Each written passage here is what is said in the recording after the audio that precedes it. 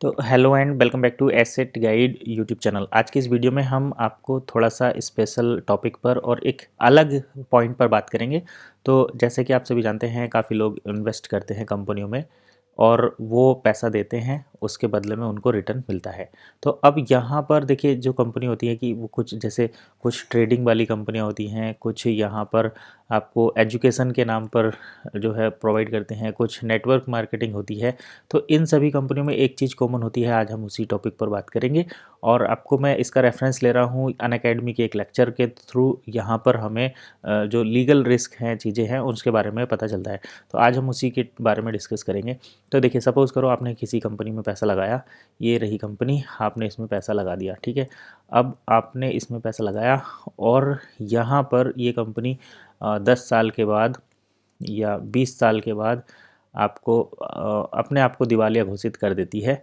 तो उस केस में आप क्या उस कंपनी पर केस कर सकते हैं या नहीं, इस टाइप की चीज़ें हम यहाँ पर डिस्कस कर रहे हैं। जैसे कुछ लोग बोलते हैं कि भाई कंपनी का इंटेंशन सही है, वो 20 साल से काम कर रही है, तो क्या कंपनी लोगों को पैसा देना चाहती है या नहीं, उसी टॉपिक पर आज हम बात करते हैं। और इसमें लायबिलिटी किसकी बनती है वो भी हम यहाँ पर देखेंगे। तो कानूनी तरीके से इस चीज़ को किस तरीके से हैंडल कर सकते हैं वो देखते हैं। तो इसमें एक टॉर्ट का होता है, क्योंकि जैसे आप किसी कंपनी में पैसा लगाते हैं तो वहाँ पर आपका कोई भी लीगल एग्रीमेंट वगैरह ये तो आप करते ही नहीं हैं, ठीक है।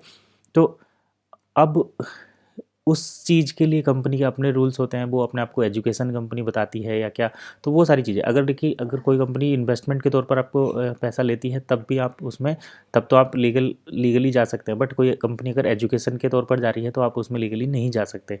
पहला पॉइंट तो ये हो जाता है। अब दूसरा बात कर लेते हैं कि जैसे कोई कंपनी है जो आपको कॉइन प्रोवाइड कर रही है, क्रिप्टो कॉइन या दूसरे कॉइन, तो वहाँ पर आप केवल उस इंसान के प्रति कानूनी कार्रवाई कर सकते हैं, उस कंपनी या उस प्रॉपर्टी के अगेंस्ट नहीं कर सकते। तो इंसान के प्रति कर सकते हैं और कंपनी के प्रति नहीं कर सकते, ऐसा क्यों? तो देखिए, जैसे कोई कंपनी अपने आप को इंसॉल्वेंट यानी कि दिवालिया घोषित कर दी थी। वैसे पहले आपसे पैसा लिया, जब आपने रिटर्न मांगा तो उन्होंने बोला कि हमारे पास पैसा है ही नहीं। तो उस केस में आप उस पर्सन के अगेंस्ट केस कर सकते हैं जिसने वो कंपनी शुरू की थी, या जिसने उस कंपनी को उस कंपनी के नाम पर पैसा लिया था। तो ये क्या हुआ, ये एक तरीके का मतलब वो पर्सन ने आपको मिसलीड किया, आपके साथ चीट किया।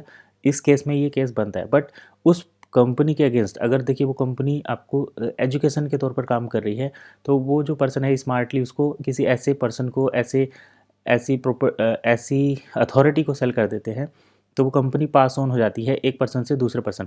अब पर्सन उस कंसेप्ट को मार्केट में लेकर आए थे, तो हमारा जो केस बनता है लीगली वो उस पर्सन के अगेंस्ट बनता है, ना कि कंपनी के, क्योंकि प्रॉपर्टी सही काम कर रही है and property is transferred to another legal authority. तो कंपनी जो है वो पास्ड हो जाती है, ऑफिशियल रिसीवर को चली जाती है।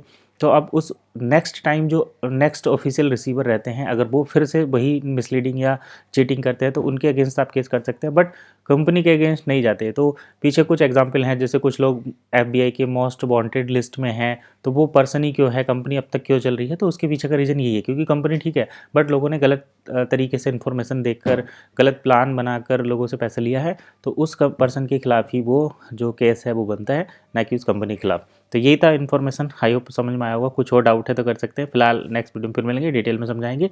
ये वीडियो का जो रेफरेंस हमने लिया है, तनसुख सर जो लॉ ऑफ टॉर्ट पढ़ाते हैं, तो कानून की जानकारी उसी से हमने उस रेफरेंस से ये लिया है। तो वीडियो कैसा लगा कमेंट करके जरूर बताना। नेक्स्ट वीडियो में फिर मिलेंगे, तब तक के लिए कीप वॉचिंग एसेट गाइड।